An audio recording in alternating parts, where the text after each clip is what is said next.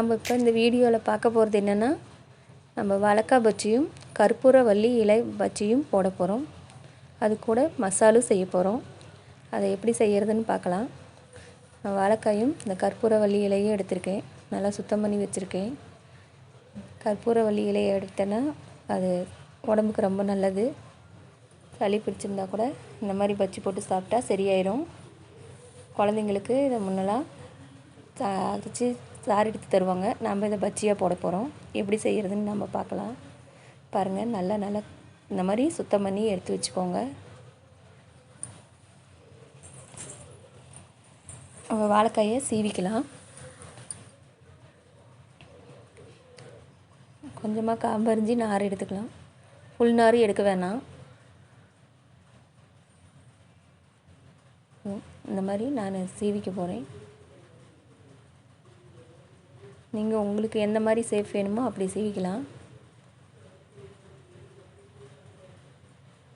நம்ம வாழைக்காயை சீவி வச்சுட்டு பஜ்ஜி மாவுக்கு ரெடி பண்ணலாம். பாருங்கள், இந்த மாதிரி சீவிக்கிட்டால் நல்லாயிருக்கும். நம்ம பஜ்ஜி மாவு ரெடி பண்ணிக்கலாம். கடல மாவு 1/4 கிலோ, பச்சரிசி மாவு 100 கிராம் எடுத்திருக்கேன்.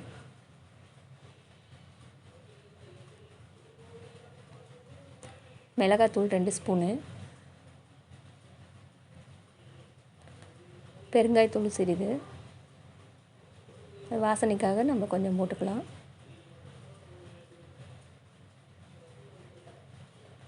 உப்பு தேவையான அளவு போட்டுக்கலாம். அதனால் நம்ம கலந்து விட்டுட்டு தண்ணி விட்டு பஜ்ஜி மாவுக்கு நம்ம பிணைஞ்சிக்கலாம். நம்ம எப்பயும் வீட்டில் பஜ்ஜி போடுவோம் இல்லையா, அந்த மாதிரியே நம்ம பிணைஞ்சிக்கலாம். இதே மாவில் தான் நான் 2 பஜ்ஜியுமே போட போகிறேன். வாழைக்காய் பஜ்ஜியும் கற்பூரவள்ளி இலை பஜ்ஜியும் போட போகிறேன்.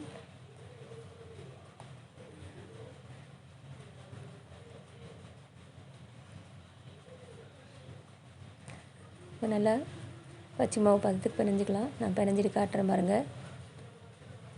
இந்த மாதிரி இந்த அளவுக்கு ஓரளவுக்கு கெட்டியாக பிணைஞ்சிக்கோங்க. இப்போ நம்ம எண்ணெய் அடுப்பில் வச்சுக்கலாம். எண்ணெய் காஞ்சிச்சு. நம்ம வாழைக்காயை நல்லா மாவில் முக்கி போட்டுக்கலாம்.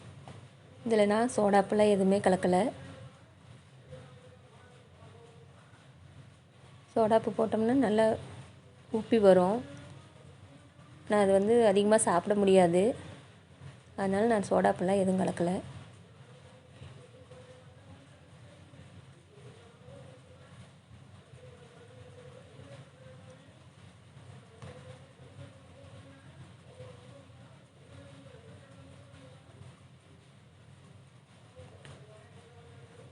நல்லா கொஞ்சம் செவக்கரை மட்டும் விடலாம். நம்ம இது கூட மசாலும் செய்ய போகிறோம். வாழைக்காய் பஜ்ஜியும் மசாலும் நல்லாயிருக்கும். மசாலும் ரொம்ப ஈஸியாக செய்யலாம்.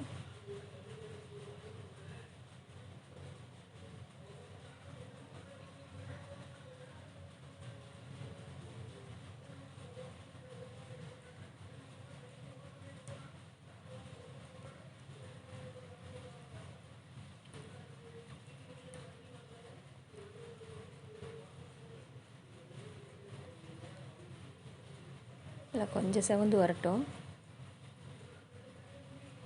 நாம் இது கூட வேறு கலரோ எதுவுமே சேர்க்கலை.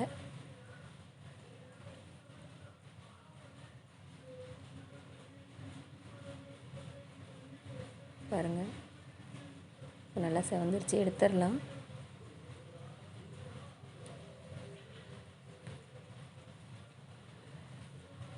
நம்ம இதை எடுத்துகிட்டு கற்பூரவள்ளி இலை பஜ்ஜி போடலாம். அது சளி பிடிச்சிருக்கும் போது நீங்கள் செஞ்சு சாப்பிட்டு பாருங்கள். சளி இருக்கிற இடமே தெரியாமல் போயிடும். நல்லாயிருக்கும் சாப்பிட்றதுக்கு. இந்த வாழைக்காய் பஜ்ஜி ரெடி ஆயிடுச்சு. இப்போ நம்ம கற்பூரவள்ளி இலை பஜ்ஜி போடலாம். இதையும் வாழைக்காய் பஜ்ஜி மாதிரியே நல்லா மாவில் முக்கி எடுத்து போடுறது தான்.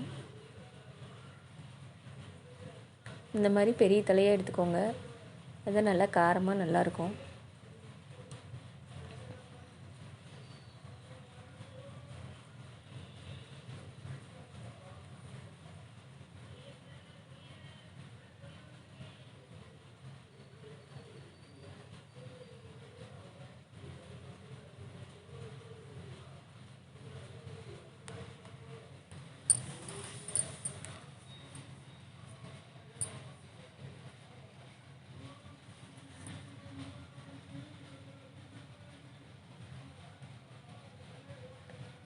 இதை செஞ்சு சாப்பிட்டு பாருங்கள். அதுக்கப்புறம் நீங்கள் வாழைக்காய் பஜ்ஜியை விட இந்த பஜ்ஜியை போட்டு சாப்பிடுவீங்க. அவ்வளோ நல்லாயிருக்கும். நம்ம இதை முடிச்சுட்டு மசாலா எப்படி வைக்கிறதுன்னு பார்க்கலாம்.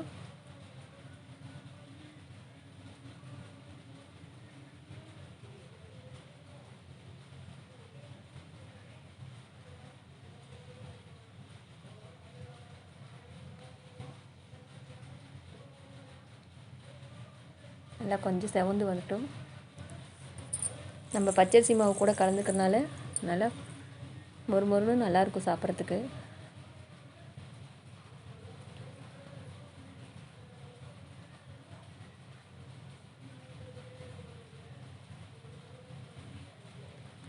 நம்ம கற்பூரவள்ளியில் வச்சு ரெடி ஆயிடுச்சு.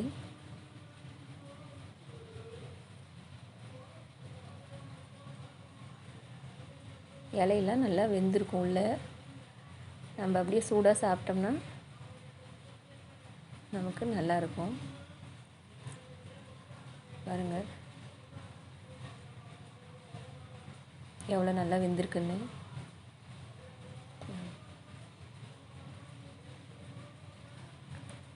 இப்போ நம்ம மசாலுக்கு ரெடி பண்ணிக்கலாம். இதுக்கு பொட்டுக்கடலை 100 கிராம், பச்சை மிளகாய் 2, சோம்பு 1 ஸ்பூன் எடுத்திருக்கேன். போதும் இதுவே நமக்கு. இது எல்லாமே நம்ம மிக்சியில் அரைச்சிக்கலாம். எல்லாம் சேர்த்து தண்ணி விட்டு நல்லா நைஸாக அரைச்சிக்கலாம்.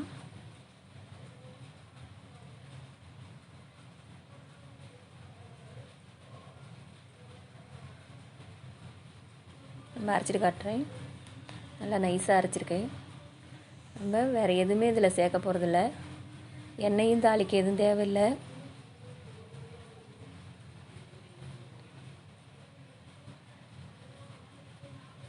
நம்ம கடாய் அடுப்பில் வச்சுட்டு இதை நல்லா இப்படி தண்ணி விட்டு கரைச்சிட்டு அப்படியே ஊற்றி கொதிக்க வச்சுக்கலாம். இதில் ஏன் எண்ணெய் சேர்க்கலனாக்கா பஜ்ஜிலேயே எண்ணெய் நிறையா இருக்கும். வாழைக்காய் பஜ்ஜினாவே எப்போவும் எண்ணெய் இருக்கும். அதனால் நான் இதில் எண்ணெய்லாம் எதுவும் சேர்க்கலை. பச்சை மிளகா 2 போட்டிருக்கேன். காரம் போதும். நம்ம பஜ்ஜிலையும் காரம் இருக்கிறதுனால இந்த காரமே நமக்கு போதும். எனக்கு காரம் வேணும்னா நீங்கள் சேர்த்திக்கோங்க. நம்ம இதுக்கு தண்ணி வேணுங்கிற அளவு ஊற்றி கொதிக்க வச்சுக்கலாம். பொட்டுக்கடலை போட்டுக்கிறதுனால நம்ம கொதிக்க விட்டோம்னா நல்லா கெட்டியாயிரும்.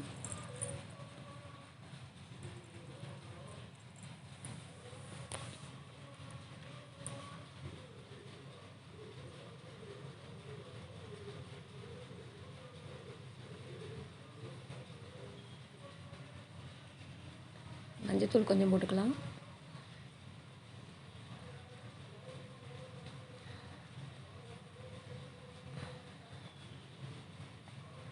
உப்பு தேவையான அளவு போட்டுக்கலாம். நம்ம மசாலுக்கு தேவையானது அவ்வளோதான். நம்ம நல்லா கிளறி விட்டு நல்லா கொதிச்சதுன்னா நம்ம மசால் ரெடி ஆயிரும். நீங்களும் இந்த மாதிரி செஞ்சு பாருங்கள். வீட்டு பிள்ளைங்களும் நல்லா சாப்பிடுவாங்க.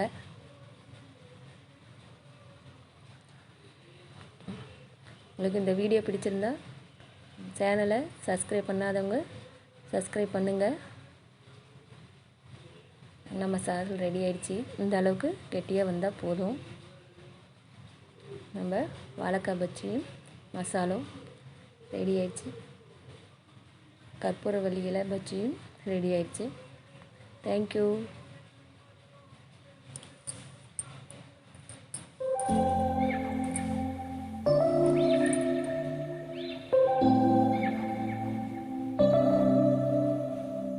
September we met.